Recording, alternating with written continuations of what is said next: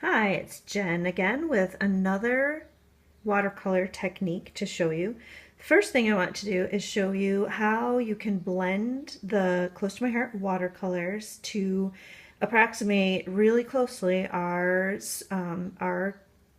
color palette that we have in the catalog. So the first thing I'm going to do is I'm going to blend, I already have blended a sample of Sapphire just to make sure it turned out right. My first blend turned out like mud, and my second blend turned out like Sapphire, and so I'm going to show you how I did that.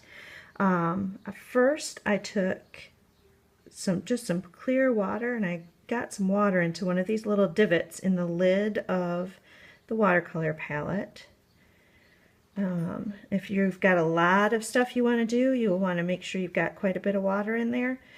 But for right now, I'm just going to show kind of how I blended. Now, the color combination that you need is right here on my reference sheet. And when I made mud, I started with the 25 and worked my way over to this 8, which is a shade of yellow.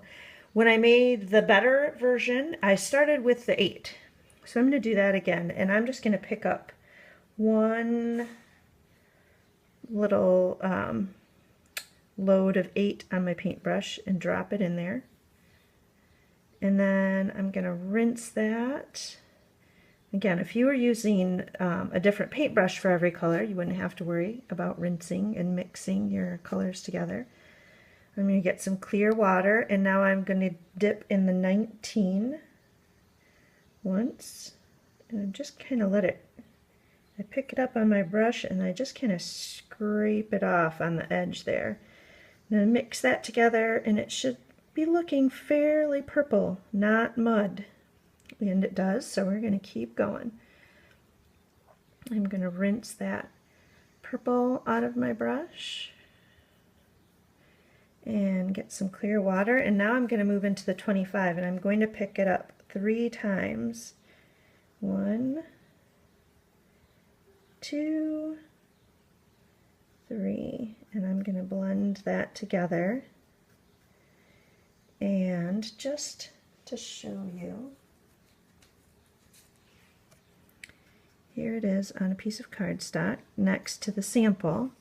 So it's pretty close. This one is a little bit muddier than my other sample that I made, but it's pretty darn close to Sapphire. It's going to look great on my page. So the technique that I'm going to show you is spattering. When you spatter, you need to remember it's not neat and tidy. If you have stuff you don't want paint on, you maybe want to get that out of the way. And the other thing you want to remember is the size of your brush controls the size of your spatter. So if you used a very small brush, you'd get very tiny spatters. I want to be able to see these spatters. The layout that I'm working on is pictures from a boat tour that my family took around Crater Lake. And so I want kind of some big spatters because we were on the water, and I think that big spatters would be good. So I'm going to use my big brush. I'm going to get it wet, and I'm going to pick up some of my blended Sapphire paint, and I'm going to hold the brush right over my cardstock, and I am going to just tap the brush and leave behind a spatter. I think maybe I'm going to do a little bit more along the bottom.